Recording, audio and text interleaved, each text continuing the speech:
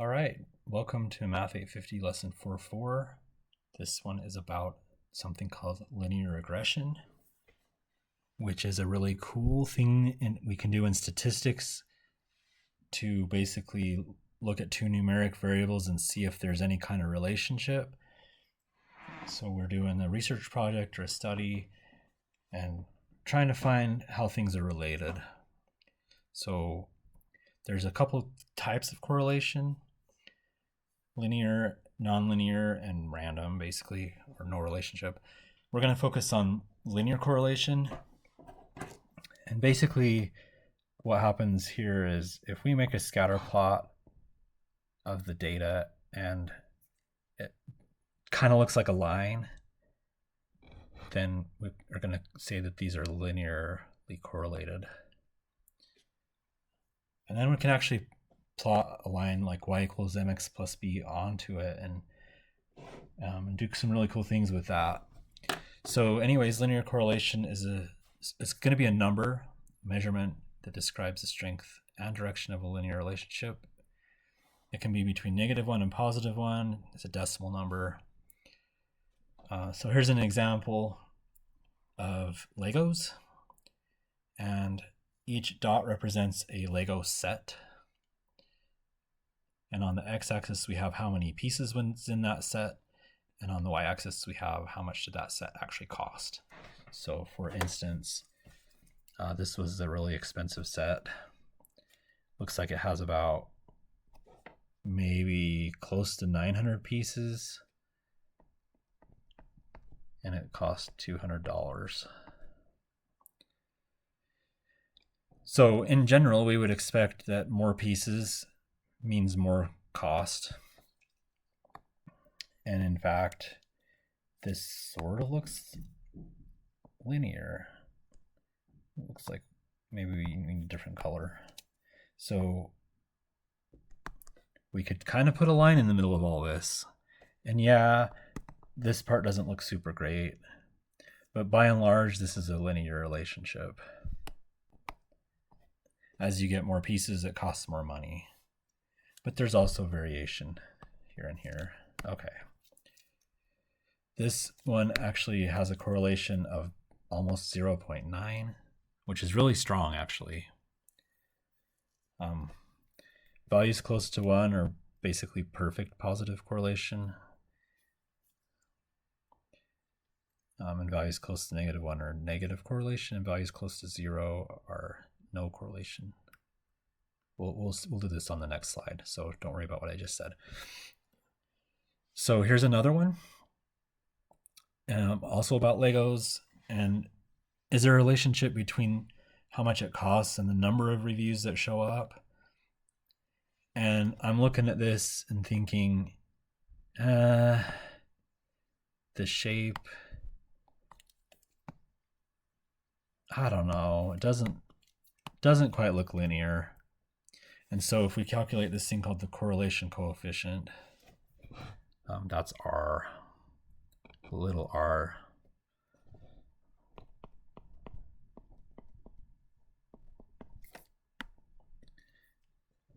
It's not super good. The linear relationship just isn't there. It's just kind of random. Okay, so here we have a number line, and this is showing the correlation coefficient, which in statistics is typically indicated with a lowercase r. And so this number line represents all the possible values of r. And you can see that values above 0 are positive correlation. Values below 0 are negative value of r. And actually what would happen is in a graph, it would kind of look like an up.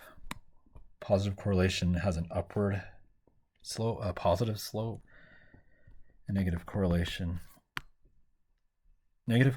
is also good. Like, say these variables are related, just means that as one goes up, the other goes down, has a negative slope. And values in this area are pretty weak. Not much going on. I'm actually going to put some words on the slide for this. I don't know if you need them for this class,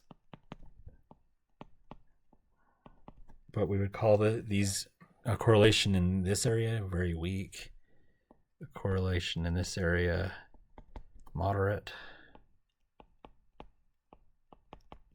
and a correlation in this area strong.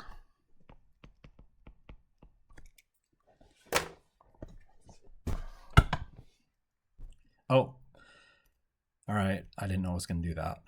So there you have it.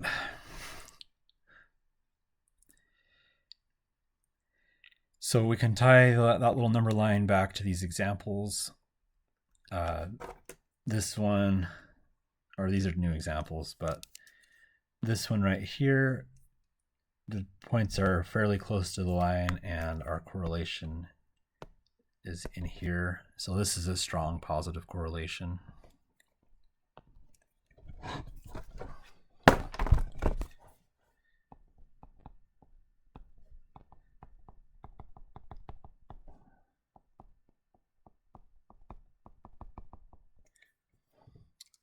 And then the plot on the right, this usually doesn't happen in real data, but we actually got a -1.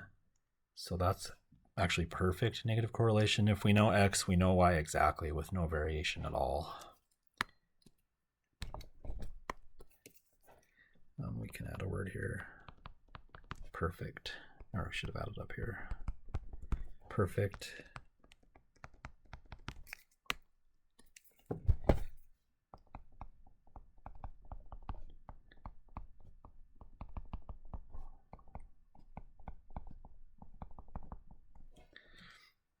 So in the one on the right, if we know the value of X, we know the value of Y perfectly.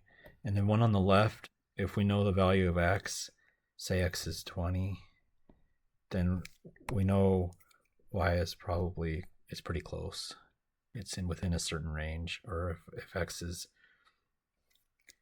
yeah, there's not quite enough data points to really generalize, but if we know X, we have a pretty accurate idea of where Y is going to be with a strong positive correlation. All right. Kind of bigger picture is we fit what's called a regression line. In our class, we're going to call it the line of best fit. And then it's the line that best fits the points. So these examples, well, these first examples didn't have it, and I kind of penciled that one in on the left. And these two examples had the line of best fit already on it. But the gist of it is real life is messy. Real data is not perfect or doesn't follow perfect mathematics, but it can be pretty close. So like this example here on the picture on the left, whatever data this was, it's not a perfect line, but we can put a line through pretty good. So the line of best fit is a line y equals mx plus b. Just like we learned in the past unit. I was going to do a statistics thing there. In statistics, we actually put a hat on this. We don't need to worry about that for our class, but basically this line has an equation, y equals mx plus b, and technically this line continues forever, both directions. Yeah, so the mathematics behind finding the line of best fit is quite involved. Fortunately, we're not going to do that in our class. Fortunately for you, but maybe unfortunately for me, because I think it's kind of fun. Anyway, let's think about this one. Back to the pieces and price of the Lego pieces. I was going to put that, if I was going to guess, you know, sort of a line to go through kind of the middle, something like that. So it turns out that was pretty good eyeball. Let's do that again. So here's the points. So we did our study, we collected a bunch of data, we made a scatter plot here, and now we fit the line on it. We calculate this regression line and put it on top, and there it is.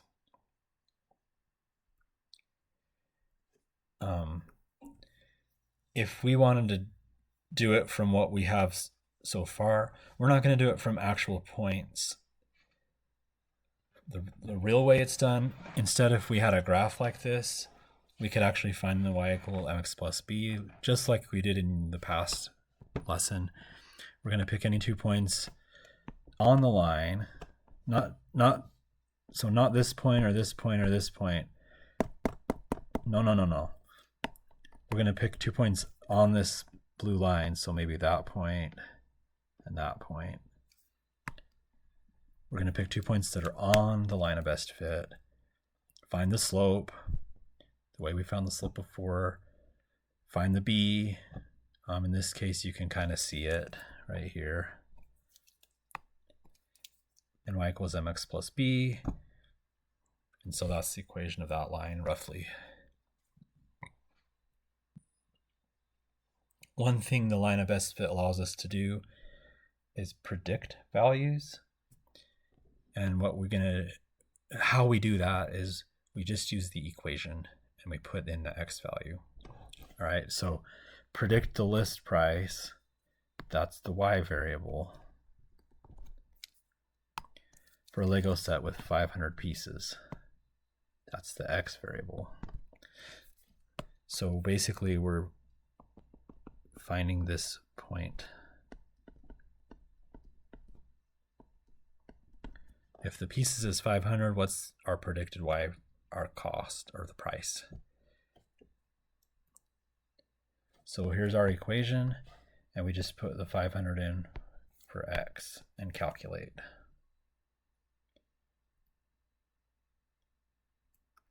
So just doing the math that we done before, we would predict a 500 piece Lego set would cost $70.50.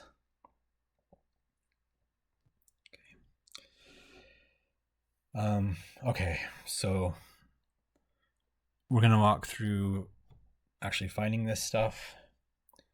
So here's an example with board games. So what we have is a random sample of 10 board games from 2021, and we also know the playtime and the average satisfaction rate for people who actually play that game.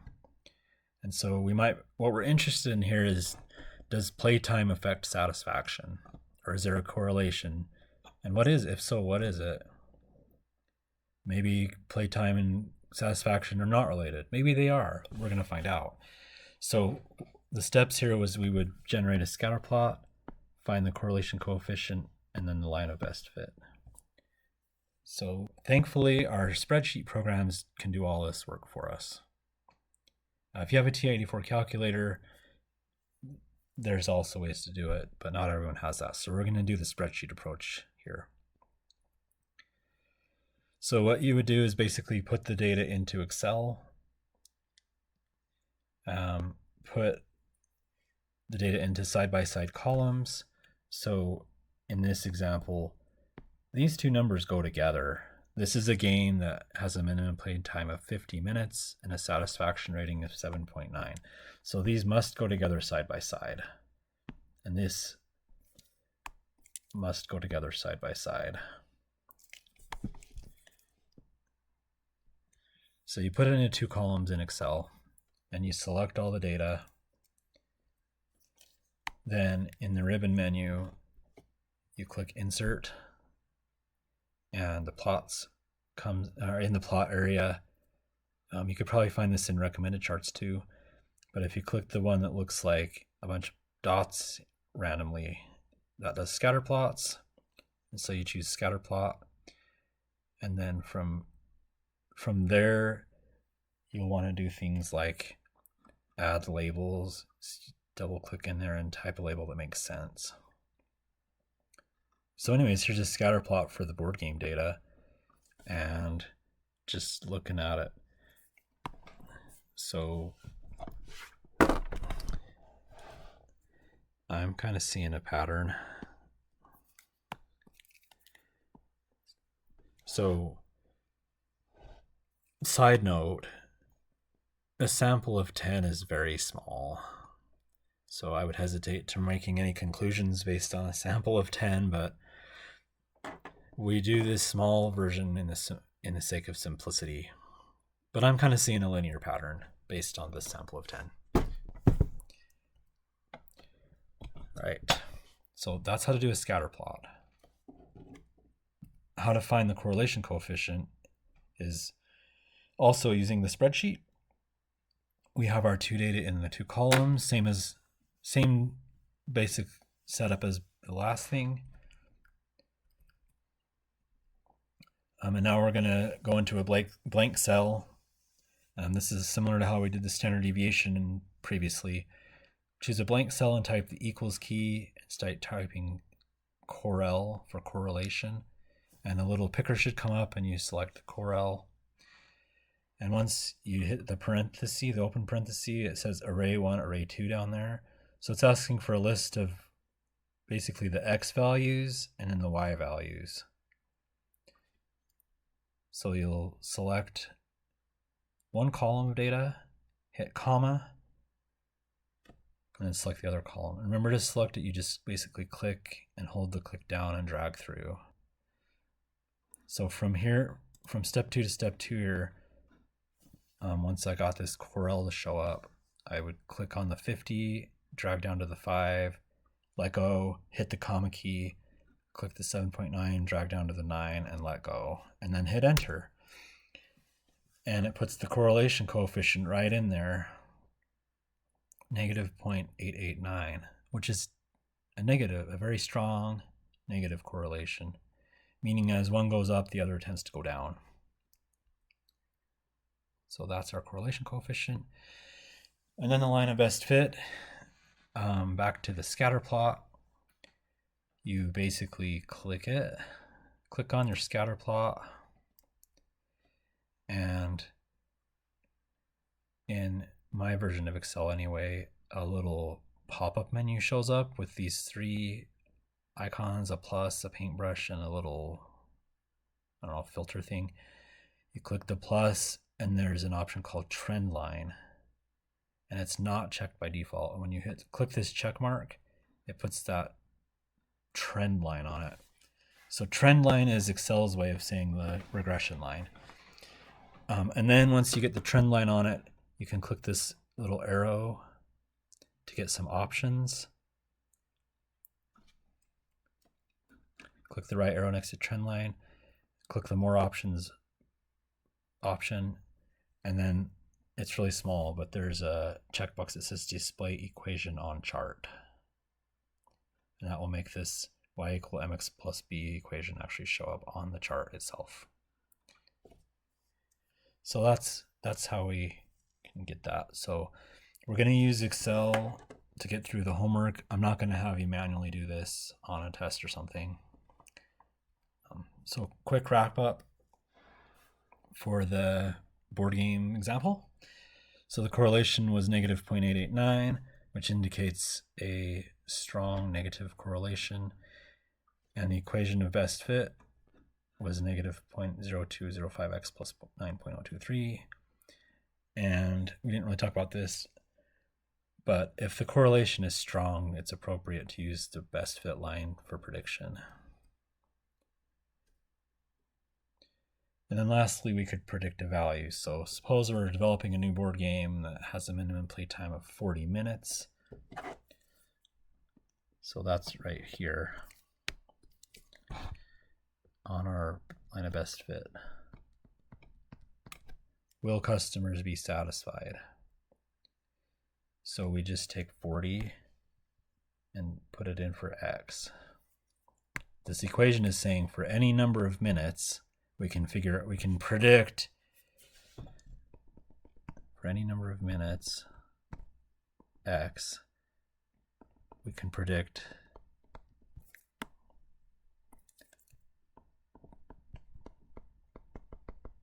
how people are going to rate it. And because this correlation's super strong will be fairly accurate. Anyways, we just take the 40 and put it in for x and calculate y. That's done down here. So we would predict that the satisfaction would be 8.2 for that game. Yeah, so that's it for that lesson. If you enjoyed the Unit 4 lessons, then I hope you're going to be taking a Math 10, or like a statistics class, Math 1040, because we'll go into more depth on all of this stuff. Yeah, so I'll see you in the next lesson.